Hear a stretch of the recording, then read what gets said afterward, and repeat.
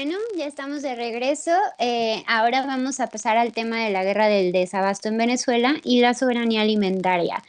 Para entrar rápidamente en contexto, estamos ahora a un año, justo el 12 de febrero se cumple el inicio y la puesta en marcha de la operación Salida, organizada y orquestada, por supuesto, desde Estados Unidos, que pretendía activar las llamadas guarimbas. Estas guarimbas cobraron una enorme cantidad de víctimas, cerca de 43, y también una serie de heridos, porque bueno, pues las guarimbas son una organización o formas de organización que lo que promueven es el uso de la violencia como fin último, persiguiendo la desestabilización del gobierno, en este caso venezolano.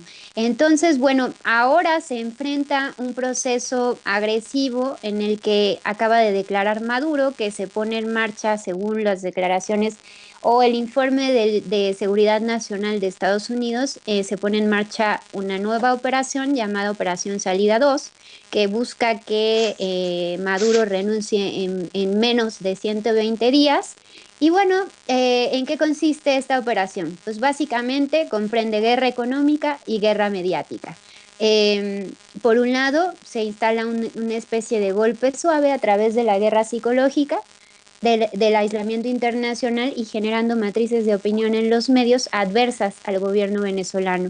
Y por el otro lado tenemos la guerra económica, que esta pues básicamente ataca por el lado en términos financieros del manejo financiero y de la economía venezolana mediante se exigen tasas preferenciales del Estado en términos de la compra de dólares para luego comprar estos productos, los empresarios venezolanos puedan comprar productos en el extranjero y elevar su valor cuando lo venden dentro de Venezuela en cerca de 10 veces, ¿no? También hay una serie de empresas que se les llama empresas de maletín, en donde, bueno, lo que sucede es que estas empresas piden dólares también, pero finalmente estos dólares desembocan en un mercado negro, elevando evidentemente el costo del dólar en el mercado negro. Entonces, a eso hay que sumar también la escasez generada por los propios empresarios, en donde prefieren esconder, ¿no? O digamos resguardar bienes y servicios en términos de la canasta básica,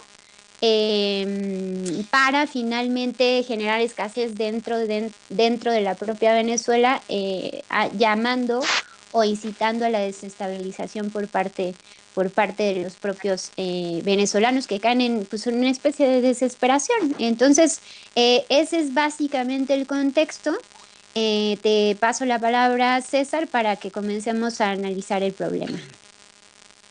Muchas gracias, Tania. Mira, bueno, coincido que sí, o sea, hay una operación bastante grande, bastante agresiva respecto de lo que está enfrentando el gobierno de Nicolás Maduro en Venezuela.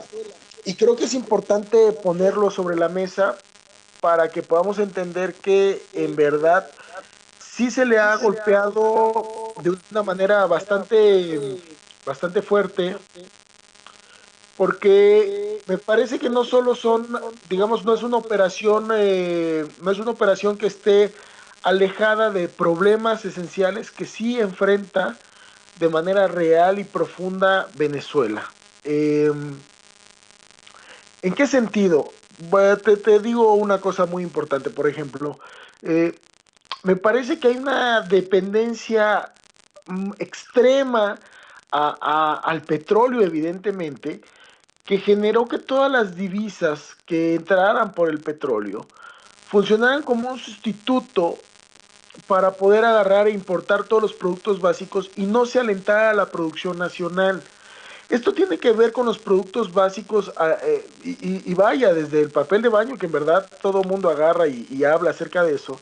Finalmente los venezolanos o todos los gobiernos venezolanos buscaron hacer esa situación en donde sustituían que todos sus activos podían agarrar y digamos todo el gobierno tenía que cargar con esa situación y depender de las importaciones. ¿Qué está pasando? El petróleo está bajo, están con los precios bajos, empiezan a tener problemas respecto de un proceso de escasez que es real porque no hay producción nacional, porque las empresas estatales no están buscando ser eficientadas, porque justo no se le ha dado esta continuidad a las comunas, porque justo no se le ha dado esta valoración al campo para agarrar y despegarlo, porque otro de los problemas más grandes que también enfrenta Venezuela en este siglo es que durante el siglo XX hubo una migración bastante grande del campo a la ciudad, y justo como estaba el petróleo, la ciudad quedó sobrepoblada y el campo quedó, digamos, con esta necesidad histórica de reactivarse, pero no hay consejos comunitarios, no hay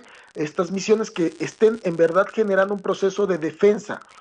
Creer que nada más en el nacionalismo, digamos, de parte del ejército, creer que las burocracias de parte del Partido Socialista Unificado de Venezuela, creer que, digamos, la dependencia al petróleo va a resolver este problema justo en este momento de la crisis, me parece bastante ingenuo y delicado.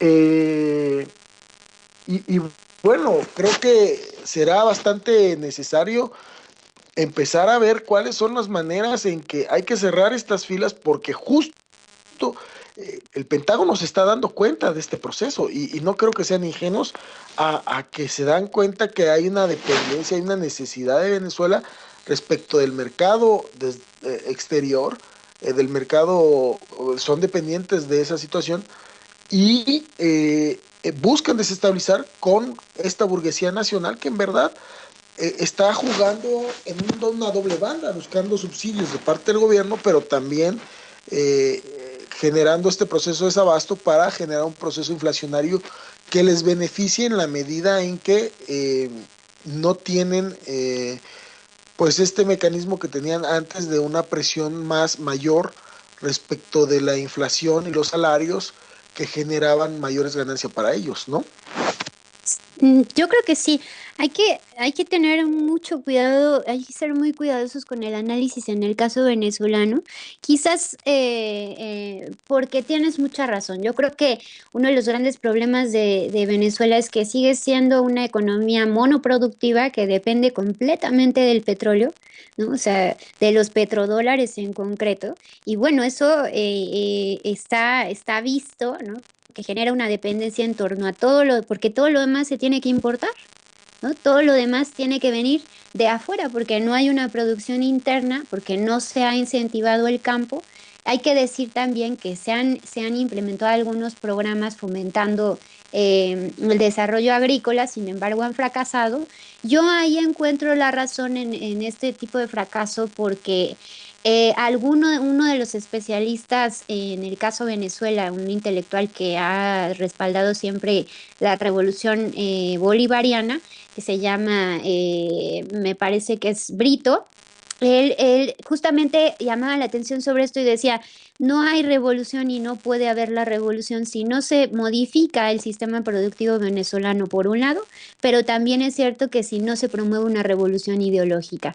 No ha habido un proceso de concientización, ¿no? En el que la gente conciba una manera distinta de vivir, no solamente en función de los servicios, sino también apegándose como a las cuestiones más de industrialización y de producción, ¿no? Como en este caso sería pues básicamente el sector agrícola, que es fundamental para toda economía. Sin embargo, César, yo creo que también hay que reconocer las partes positivas del proyecto, ¿no? O sea, desde el año 99 a 2013 se puede hablar de una inversión en términos sociales de más de 650 millones de dólares. La población en pobreza disminuyó, ¿no? Del 49% que se había en el 99 a un 19%. La pobreza extrema del 21 al 5.5%. Y bueno, ahora desde 2005 se declara Venezuela territorio libre de analfabetismo. Existen también programas de salud y hay una misión de vivienda que desde 2011 ha garantizado más de, 60 de 600.000 viviendas, ¿no? Entonces, en términos de inversión social, no puede haber una queja. Sin embargo, como tú bien lo señalas, el gran problema es la falta de transformación del sistema productivo venezolano. Y mientras eso no suceda, estarán expuestos tanto a estas estrategias de desestabilización que hoy pues están pegándole de manera muy fuerte tanto a la revolución bolivariana como a la desestabilización del gobierno de Maduro. Creo que el error de Maduro ha sido concentrarse en combatir esta guerra mediática y esta guerra psicológica y dejar de lado la necesaria transformación del sistema productivo, César.